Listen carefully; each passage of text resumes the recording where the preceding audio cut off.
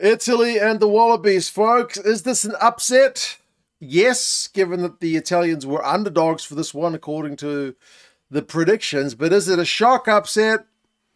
I don't think so, man. Italy's not a bad side. And the Wallabies, like Ellis Park, that high point of that win, the revival of Aussie rugby at the moment, it's looking like a wee while ago. The boys seem a bit tired. The depth maybe getting a bit too tested. The injury toll starting to add up. I don't want to make excuses for them, but they'll be disappointed. This is a game they were looking to bounce back and win. Yeah, it's tough, but man, congratulations to the Italians. Back-to-back wins over the Australians after not winning against them for such a long time. They are now 2 from 2 in their last 2 results. We'll go through some of the key events and the stats.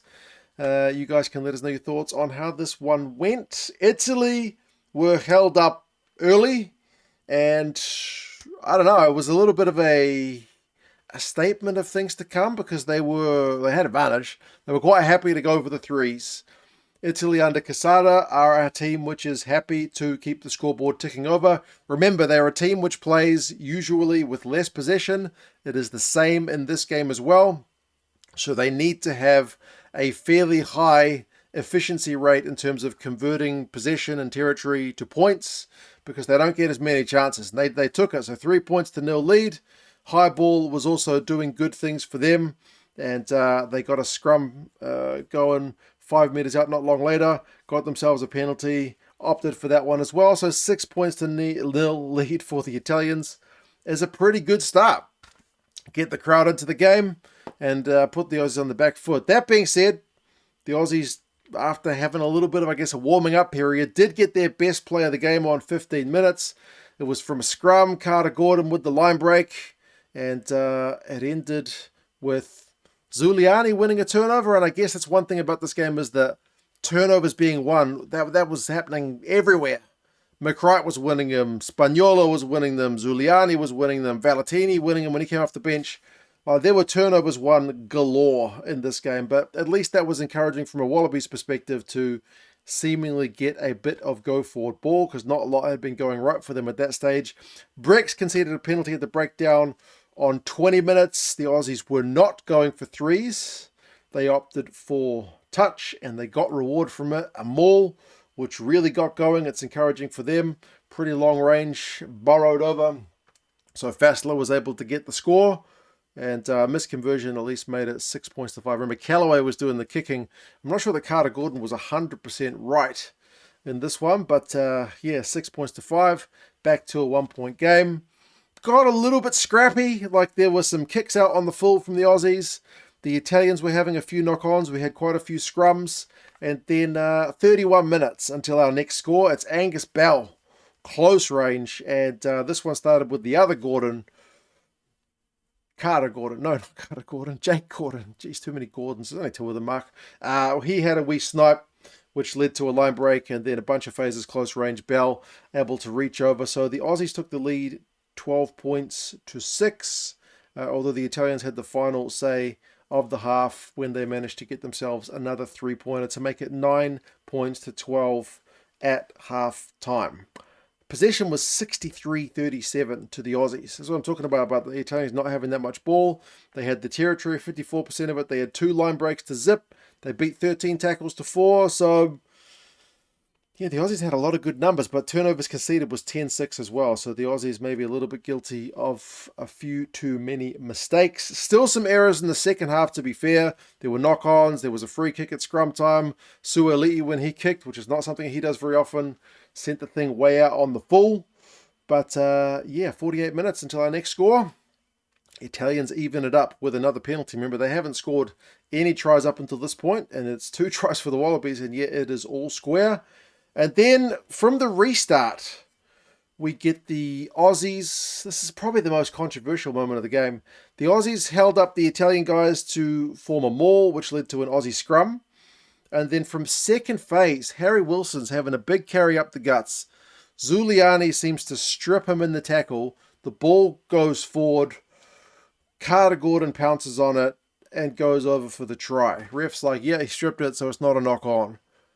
But on the replay, I think it was more like an attempted strip, and then Wilson just lost it forward. That's how I saw it. It looked lost forward to me. Seemed like a pretty fortuitous one. Gonzalo Quesada up in the coach's box was kicking the hell out of the furniture in frustration. I guess he saw it the same way me and some of the crowd saw it. I don't know, if you're an Aussie fan, let me know if you thought that was a legit strip. It just didn't, like usually a strip you can see the hand kind of ripped the ball out. It didn't seem like that from the views that I had. But yeah, 19 points to 12. Aussies go back in front. And then maybe out of frustration, we see a change in tactic from the Italians from their next penalty. They opt for the corner. No longer happy going for threes. They get a maul, they get advantage, they maul again. And it pays off for them because they get wide ball out to Liner, who is able to score in the corner. And in the build-up, Suoli kind of took Paolo Gabis's head off with a really high tackle, so he gets yellow carded for his trouble. So back to all square. Great sideline conversion from the Italians. 19 points apiece, and it's a quick fire double. They punished the yellow card on 61 minutes. Best period of Italian play. You saw Monte Ioane going around Potter for a try. Started with like Capuozzo in the build-up. It was really slick handling from the Italians, like something we hadn't seen that much of in this game. At times it had been a bit clunky, but 26-19. That's the final score, and we've still got a quarter of the game to go. The Aussies did bring on the subs after Ioane had kind of knocked on a pretty straightforward catch, but the Italians were able to defensively keep things settled. They held the Aussie guys up, which is probably a really big missed opportunity from the Australians. They probably needed to score there. The Italians had their own mistakes, though. They had chances to finish this. Maybe this is where Italy needs to take that next level up, because they had a chance to take this beyond a score. Like, they missed touch with a penalty, which meant they didn't get as much range on it because the Aussies were able to kick clear, so they got way less distance. They knocked on from a line out. Rutzer had an intercept, but he couldn't find his man, so they end up knocking it on. Like, chance. Missed.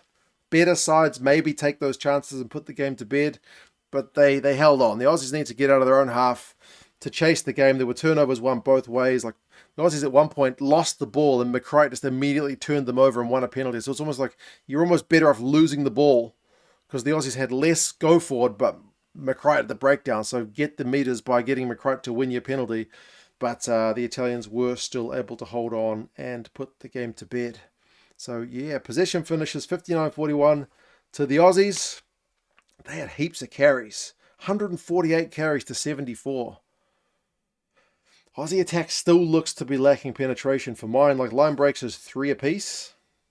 3 apiece, and the Italians had way less ball. Defenders beaten this 19-17. That's the Italians having more with less ball. Turnovers won 9-8 is a heck of a lot for one game. McCright had 3, Giuliani had 2, Spagnuolo had 2. But yeah, Nicolo Canone made 19 tackles. Harry Wilson made 15 carries. But yeah, it's just lacking a bit of penetration for mine. It doesn't get any easier for the Aussies. They got Ireland next, and the Italians, they're back to playing the Springboks, so they played earlier in the year. But yeah, you guys let us know your thoughts. Big win for the Italians. Congratulations. And Australia need to click. The guys look a bit tired. But I don't want to take anything away from the Italians because that's a really good win. You guys take care. I'm off to watch France take on the Springboks. And then I'm going to go watch Ireland take on Japan because that game was played in the middle of the night. I haven't seen it yet. But anyway, you guys take care. Talk to you guys again soon. See you later.